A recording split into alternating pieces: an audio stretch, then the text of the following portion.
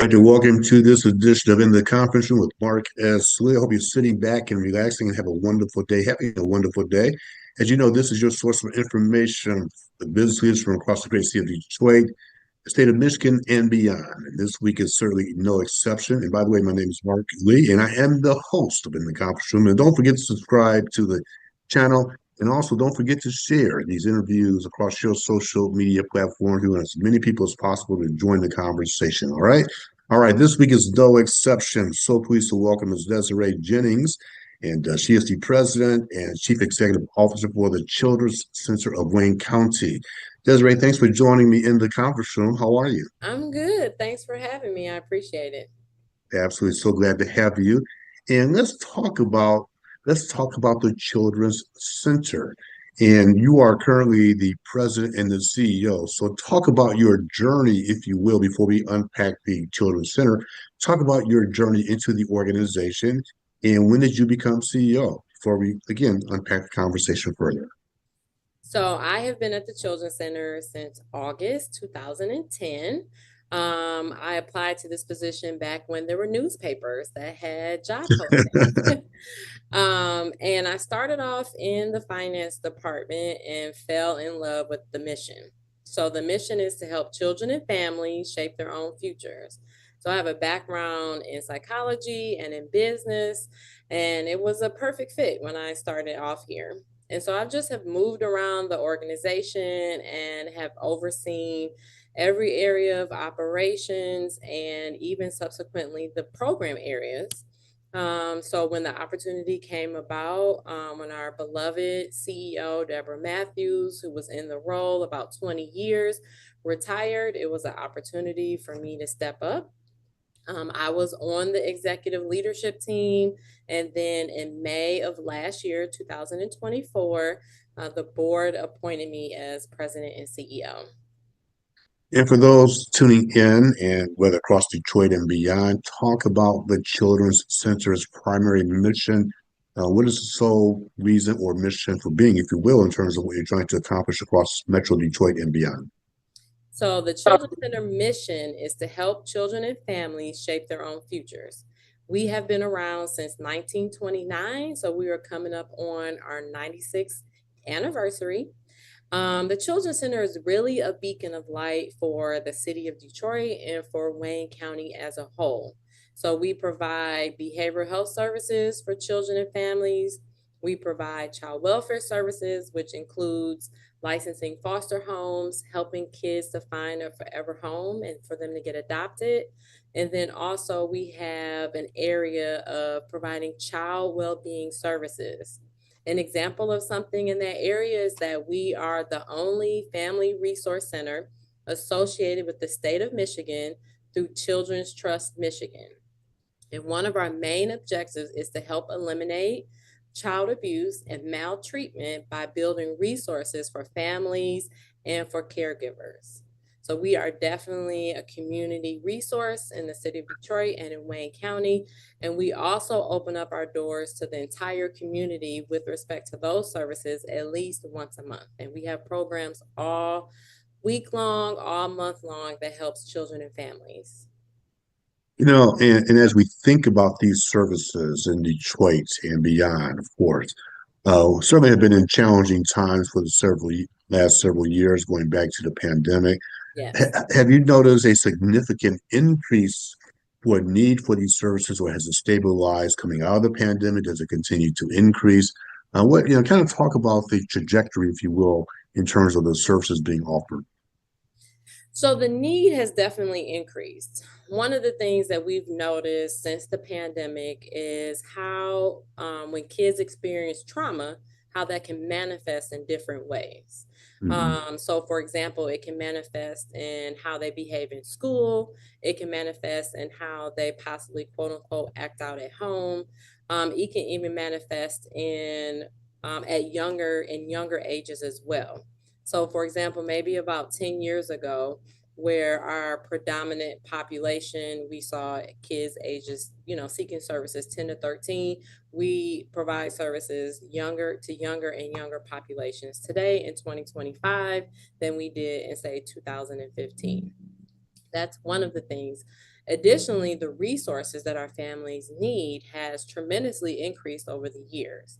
I mean, you just think about in general, for example, the price of eggs, right? I went to the store the other day. One carton of eggs was over $5. Oh my goodness. Yeah, so you think about that is a resource. It's a source of protein. You know, some of our families have an increased challenge with obtaining resources. So one of the things that we provide in what's called our Tau Beta Family Success Center is access to resources, including Hmm. food.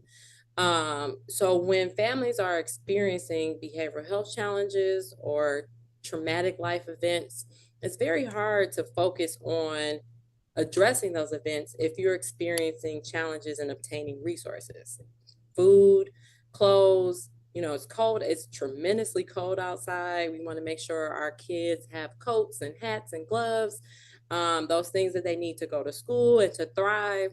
So that's one of the areas of things that we make sure that we address as well at the Children's Center. You know, I had the opportunity last year, you and I were chatting before our conversation today, to go to the breakfast, the annual breakfast that you have. And I'll give you a chance to talk about that. And what was interesting is the heartfelt personal stories. And the breakfast was jam-packed with supporters, to Yes. corporations, individuals across the entire Metro Detroit community. But I remember some of the stories from the parents on the stage up there with their kids. And as they were sharing those stories through some of their challenges, like I kind of scanned around the room. It was a dry eye, in the house, so to speak. I think it really tugged on people's hearts. Talk about those types of challenges being afforded, or challenges currently being families are trying to get through, such as those types of examples we just referenced, and the impact that the children's center is having in terms of helping to address some of those challenges. I appreciate you bringing up our breakfast. So we have an annual breakfast in the beginning of May. It's called POP, which stands for Power of Possibilities. And it really showcases how there's a limitless amount of possibilities for our kids and families, especially when the Children's Center is there to support, as well as the community. So the community includes our staff.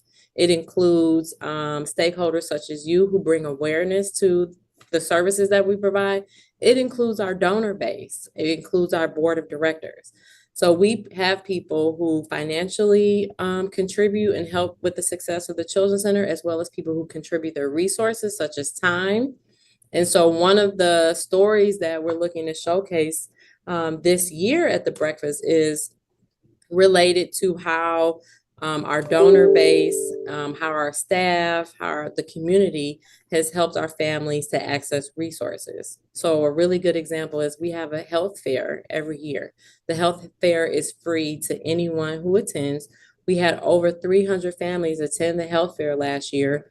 One of the booths at the health fair was where kids were able to get glasses, no charge, which means that they were able to get their vision tested and they were able to walk away with glasses. So we know that kids can perform better in classrooms if they can see better. So that's just one small tidbit of something, that we do from a resource standpoint that our families enjoy. In addition to the services that they're receiving around behavioral health, we help to wrap our arms around and try to support them with all of the needs that they have. As you're talking, I'm just sitting here reflecting on that breakfast and those stories. And I'm reflecting introspectively, of course, in terms of how we take things for granted. Mm-hmm. It's cold outside. You're in your office. I'm in my office. We've got heat. We've got food. We've got whatever. And it's amazing, Desiree, how we just simply take things for granted. And then you hear those stories. It really opens your eyes to what the challenges that other people have. And it sounds like, the center is certainly offering services to address some of those. And certainly there are challenges for the center moving forward. So let's look at some of the Mm-hmm. challenges in 2025 from your perspective. What are some of the challenges as we talk about those examples of people, for example, trying to overcome their personal challenges and how the Children's Center is helping them? What are some of the organizational challenges looking ahead for 2025 and beyond? Well, similar to our families where resources are a challenge for the Children's Center as well. So an example, one of those challenges is staffing.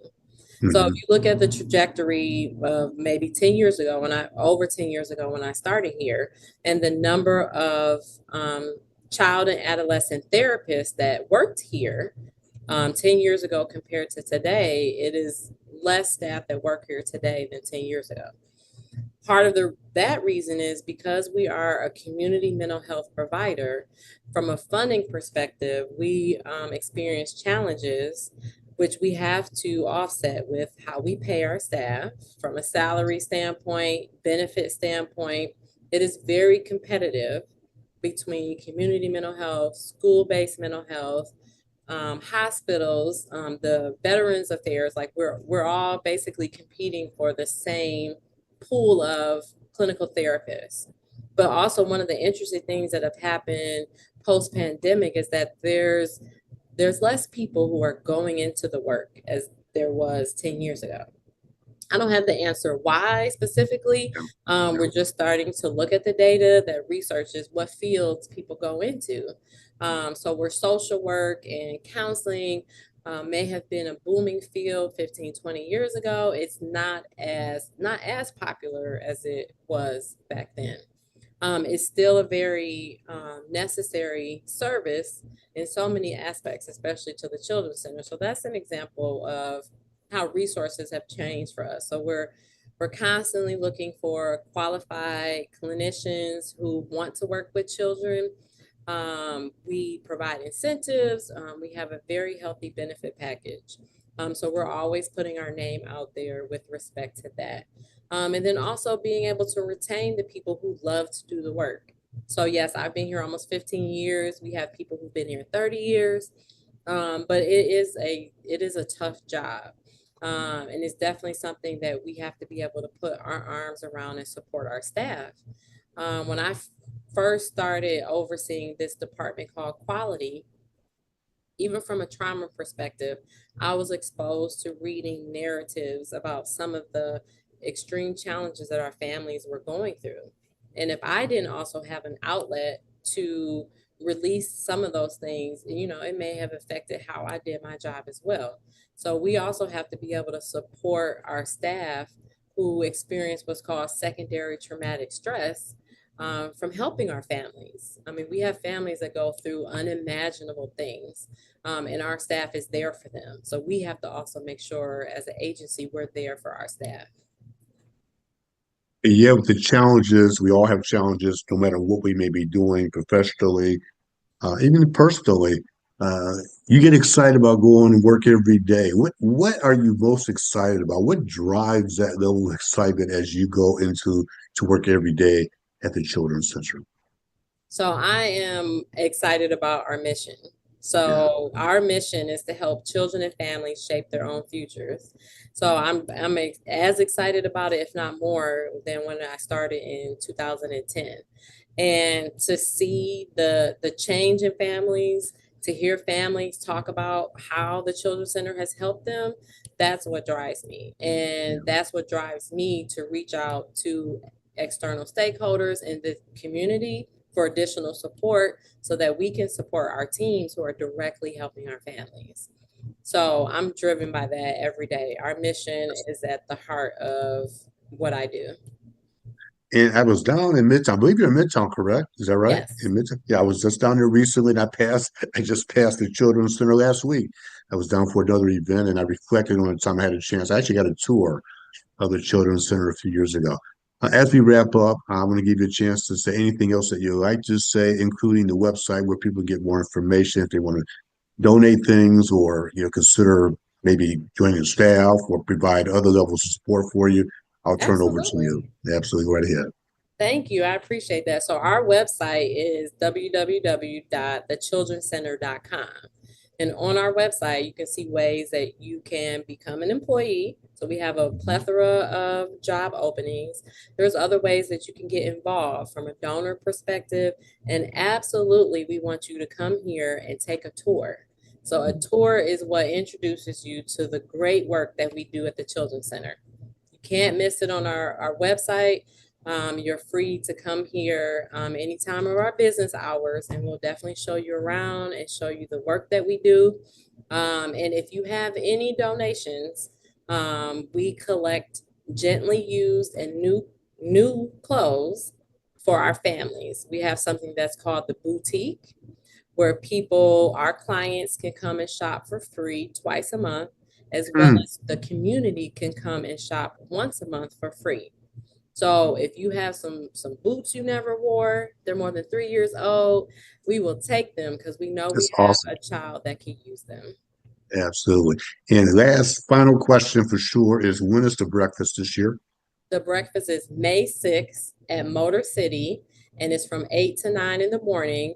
We have a time at 7:30 a.m. where people can interact and mingle and meet and greet each other before the breakfast starts. This is awesome. Desiree Jennings, I want to thank you very much for joining me in the conference room to talk about the Children's Center. I am going Thank to you say for from a having me. personal, my pleasure. I will say this from a personal experience. Again, one more time, I attended the breakfast. It's very powerful. If you get an opportunity to go this year, definitely check it out. I want you to go out and make a great day, Desiree. I appreciate it again one more time. Thank you. Thank you. And for all of you, thank you for joining me this week in the conference room with Mark S. Lee. I want you to go out and make it a great day, make it a great week, and we will check you out next time. And by the way, stay warm. Stay warm, Absolutely. everybody. And we'll talk to you all soon. Thank you very much.